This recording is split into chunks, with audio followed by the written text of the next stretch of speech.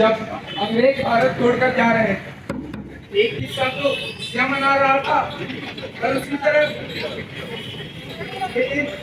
भारत के इतिहास में बनने जा रहा था सबसे हालत। बाग उजाला ये शब्द कभी था सुबह, वो इंतजार था जिसका ये वो सुबह तो नहीं, ये वो सुबह तो नहीं। इसकी आरज़ू लेकर चले थे यार कि मिल जाएगी कहीं न कहीं। फलक के तारों की आखिरी तिल कहीं तो होगी सुस्त मौज का साहिल। ये दाग उजाला ये शब्द गजीदा सुबह, वो इंतजार था जिसका ये वो सुबह तो नहीं, ये वो सुबह तो नहीं।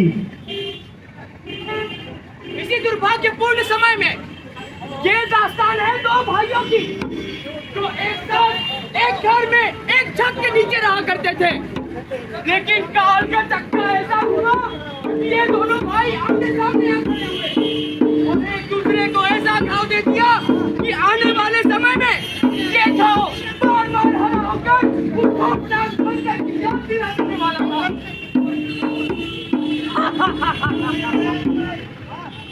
तू इन मुसलमानों के साथ रहेगा, तू इनके साथ खर्चे चलाएगा, तू उनके अंदर की पॉलिटिक्स का मतलब कैसे तेरे हजारों भाइयों को काट डाला था इन लोगों ने, तू उनके मुगल ने तेरे साथ क्या किया, हमारे जाने के बाद तेरे यही राज करेगा और तू हिंदूज की कंट्री में रहेगा। अरे तेरा रिलीजन का रेस्पेक्ट किया क्या इन्होंने? हमारे जाने के बाद तेरे को भी निकाल देगा कंट्री से। बंटवारे का दिन जब घर के घर उजड़ रहे थे, बच्चे बूढ़े और यहाँ तक कि औरतों तक को घर से बेघर कर दिया जा रहा था, लोगों से अपने छीने जा रहे थे। किस देश के थे वो हत्यारे, किस देश के थे वो निर्दोष लोग, ये भेद करना मुश्किल था। लोगों से उनकी ये सब नहीं पता था कि जिस मिट्टी पर वो खड़े हैं वो उनका अपना देश है या नहीं। जिस मिट्टी में वो पले बड़े, जिसके लिए उन्होंने अंग्रेजों तक लड़ाई की, वही मिट्टी उनसे पराई हो रही थी। मैडम बैठ गई। Under the Indian Independence Act, which was passed on 18 July 1947, the British India was divided into two independent nations, India and Pakistan. British प्रधानमंत्री क्लेमेंट एटली ने हाउस ऑफ कॉमन्स में 20 फरवरी 1947 को यह घोषणा की। और फिर सरकार ने 30 जून 1948 से पहले सत्ता का हस्तांतरण कर भारत देश को छोड़ने का फैसला किया।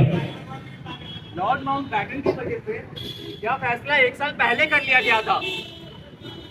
हाउस लंदन से सत्ता का हस्तांतरण की मंजूरी लेकर लॉर्ड माउंटबेटन 30 मई 1947 को नई दिल्ली वापस लौटे।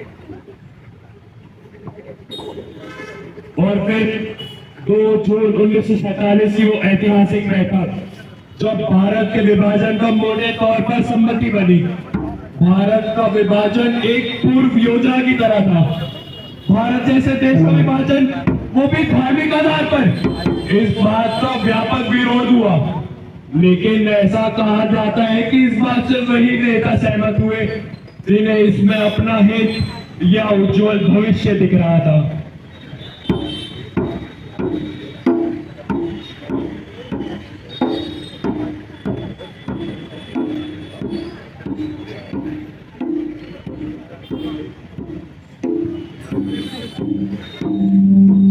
आंखों से बहते ये दर्द के धारे, आंखों से बहते ये दर्द के धारे, छूटी हुई जिंदगी खोए हुए वादे, छूटी हुई जिंदगी खोए हुई वादे, आंखों से बहते ये दर्द के धारे, आंखों से बहते ये दर्द के धारे, छूटी हुई जिंदगी खोई हुई यादें, छूटी हुई जिंदगी खोई हुई यादें, आंखों से बहते ये दर्द के धारे, आंखों से बहते ये दर्द के धारे, मित्रों, देश के विभाजन का वो दर्द कभी भुलाया नहीं जा सकता। नफरत और हिंसा की वजह से हमारे लाखों भाइयों एवं बहनों को विस्थापित होना पड़ा और उन्हें अपनी जान भी गंवानी पड़ी। इनकी कुर्बानी को याद करते हुए 14 अगस्त को विभाजन विभाषिता दिवस मनाने का निर्णय लेते हैं।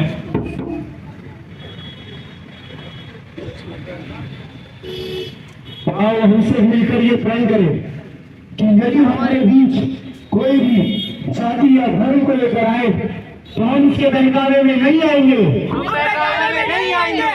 हम भारत देश को अखंड रखेंगे। हम भारत देश को अखंड रखेंगे। हम किसी भी सियासी मामलों में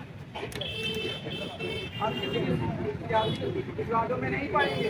हम किसी भी सियासी विवादों में नहीं पड़ेंगे। अपने देश को अखंडता और सुख शांति के साथ विकसित करेंगे। विकसित करेंगे। विकसित करेंगे।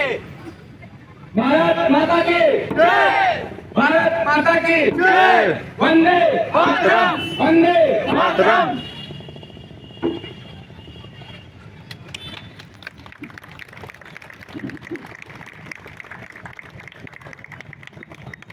Thank you all.